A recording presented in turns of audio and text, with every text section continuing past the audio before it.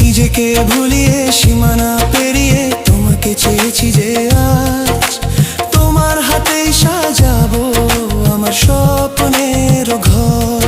আমি তোমার প্রেমে পড়ে দুনিয়া ভুলে গেছি।